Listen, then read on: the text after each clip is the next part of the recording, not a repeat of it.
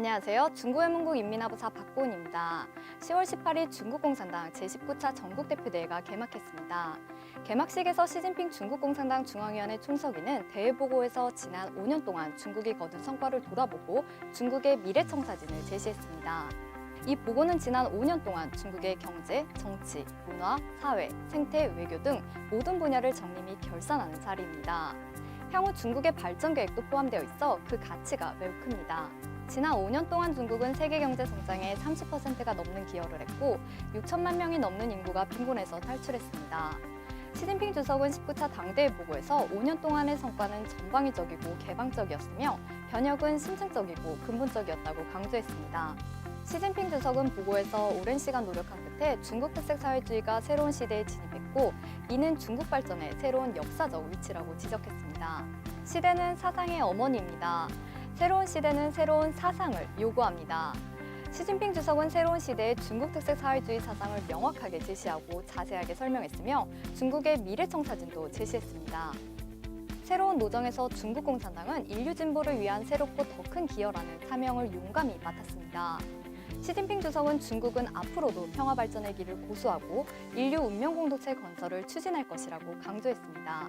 새로운 역사의 출발점에서 중국이 어떤 발전의 길을 맞이하고 세계에 어떤 영향을 끼칠지는 19차 당대회에서 해답을 찾을 수 있습니다.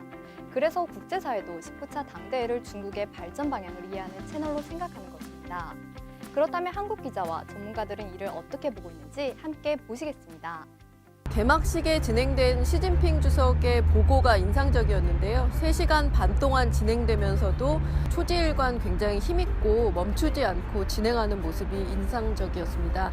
또 전 18차에 비해서 거의 2시간가량 늘어났는데도 계속 이렇게 이어갈 수 있다는 것, 또 앞에 이제 수천 명의 사람들이 있는데도 에너지를 뿜어낼 수 있다는 것이 인상 깊었습니다.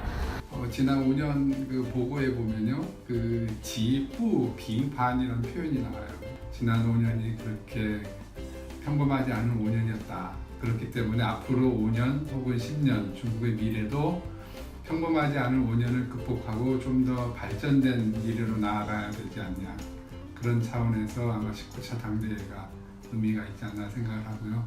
중국 공산당 19차 당대회가 연일 해외 언론의 관심에 초점이 되고 있습니다. 한국의 중앙일보도 중국 공산당 19차 당대회를 보도해 한국 각계 인사들의 지대한 관심을 받았습니다.